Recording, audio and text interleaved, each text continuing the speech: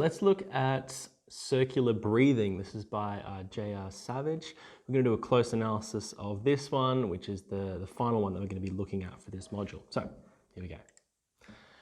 First thing to notice is that there's a dedication up the top here for Samuel Wagan Watson. He's an Indigenous Australian poet.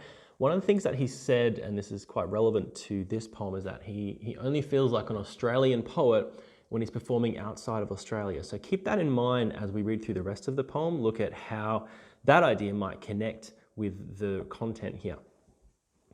There's a man with dreadlocks playing the didgeridoo in the Piazza di Santa Maria, and everyone is listening. So this is a place in Rome. It's kind of a popular touristy spot. And there's a guy with dreadlocks playing the didgeridoo. Does it say he's Australian? It never actually says that he's Australian, but we can assume that based on kind of the content of the poem and the fact that he's playing didgeridoo. And everyone is listening. So people have been drawn in to this moment. We're starting with some really good auditory imagery. We've got some visual imagery here as well. Kids sit by the fountain, swapping smokes for laughs. Tourists lick gelati as they pass illicit markets. Belts, handbags, sunglasses, all made in, and then there's a blank space here. So we're getting this sense of the piazza. We're getting some visual imagery. We're getting some taste here. We're getting some sound. We're getting some smell maybe. There's smoking. So we're building up this really strong sense of where we are. And in amongst all of this imagery of, kind of touristiness and Italianness, we get this moment where this guy is playing the didgeridoo, and this contrast is important. This blank space here is explained in a second. The place scratched off. So they're, bootleg versions, they're genuine copies. And it's just part of that kind of tourist hotspot, isn't it? You get those kinds of things happening, people selling the same generic stuff all over the world.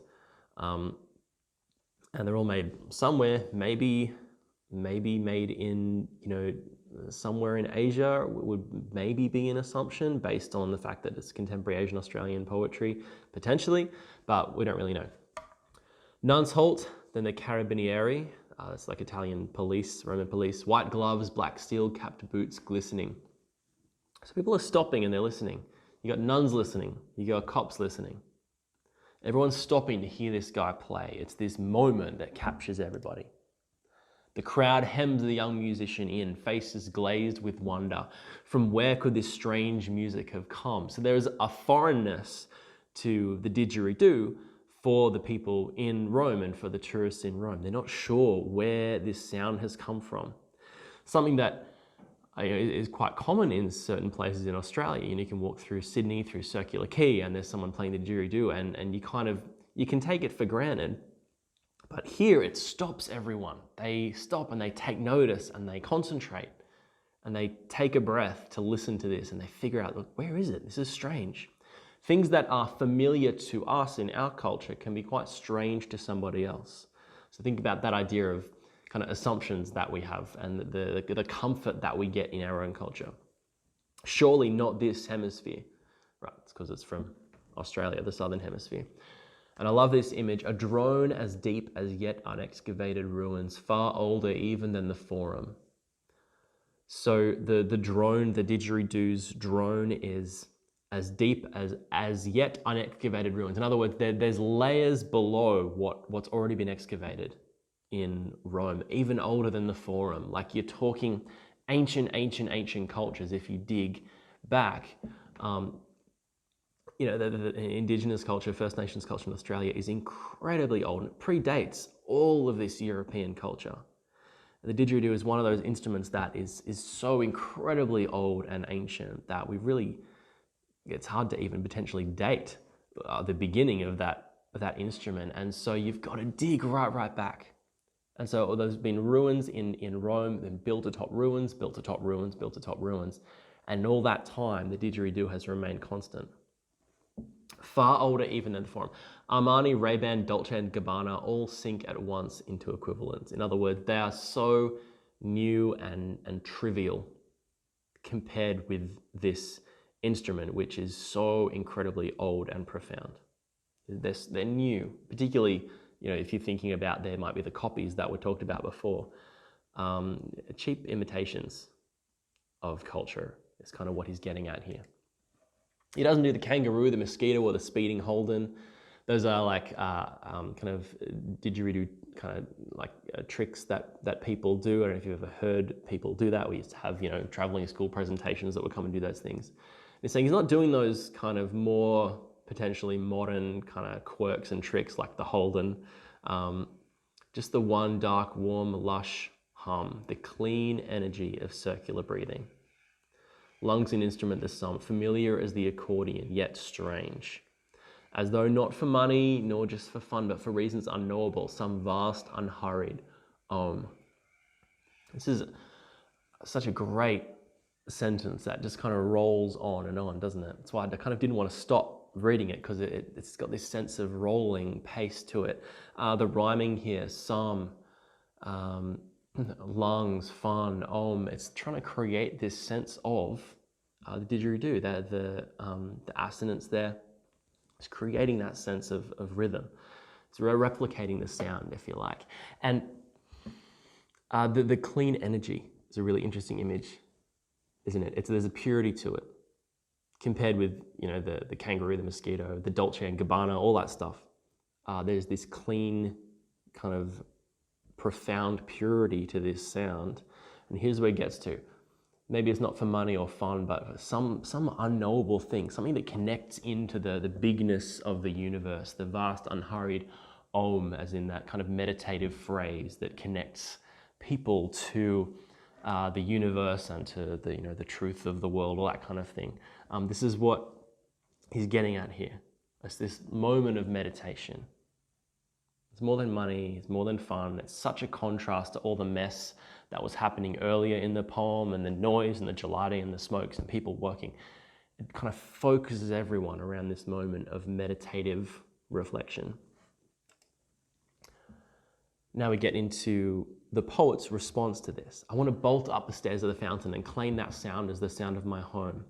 So, when you're overseas or you're in another other place and something reminds you of home, maybe you hear an Australian accent and you haven't heard one for ages, and your ears kind of, like, you twig to it, you notice it in a way that when you're at home, you wouldn't notice. You notice there's little moments. It's like when you're watching a Hollywood film and there's an Australian accent. You really notice that accent because it's unfamiliar. It's not what you were expecting.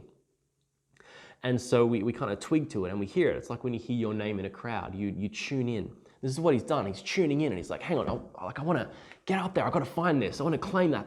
That's from my place. That's where I'm from. And this dash here is signifying a pause and a thought and a change in direction. But stop when I recall how rarely I slow to hear the truer player busking in King George Square. In other words, King George Square is in Brisbane.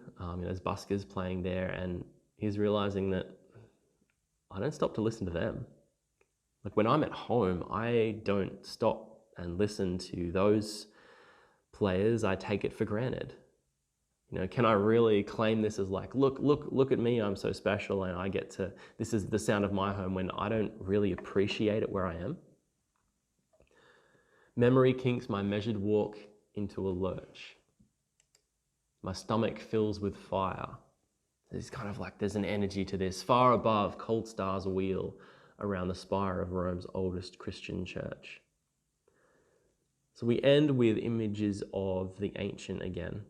It's kind of been, maybe I see it as him being awakened to something really profound. His stomach fills with fire. Maybe it's guilt because he didn't appreciate where it was, or maybe it's excitement because he's realizing how special this thing is.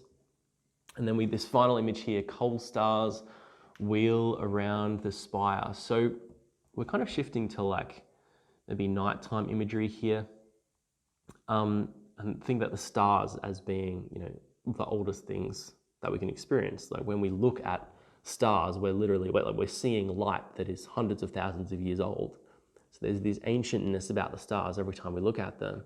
And then he contrasts how old those stars are and how old the didgeridoo is and this culture is with Rome's oldest Christian church, which really, considering how long he's been building this image for, maybe isn't that old. So people are coming to see this incredibly old building and be amazed by it as a tourist attraction. Like people go to old buildings and they go, wow, it's incredible. And they go to Europe and they say, wow, it's so ancient. But right here in Australia, we have something even more ancient. Like we have these cultural markers, these cultural artifacts. We have this languages that are so old. They predate all of this.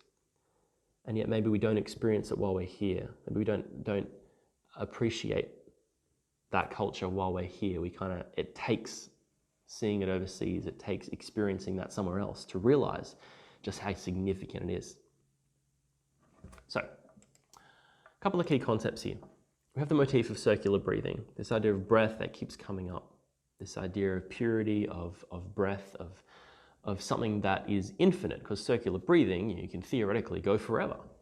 It's constant, and so think about that in terms of how that connects with culture and First Nations culture in Australia. Oops. The idea of displacement, so of being out of place, of not belonging, and these two different people don't belong. Kind of the guy playing the didgeridoo is out of place, and our poet is out of place. And that leads to new understandings and new experiences. The notion of ancient and modern culture, and just how ancient cultures are and how relative that can be, and versus the modern culture, and kind of the in some ways the purity of ancient culture versus kind of the bad facsimiles of modern culture, like the places scratched off where it's come from. So think about the contrast of those things. And then finally, heritage and memory. The kind of things that can trigger our memory of where we are and where we belong, and how we can reconnect to heritage. There's an interesting poem to put in this particular anthology because it doesn't at first glance seem to fit with the rest of the poems. The rest of the poems about kind of being Asian Australian and connecting to kind of that Asian Australian heritage and the contrast between those two things and the connections between those two things.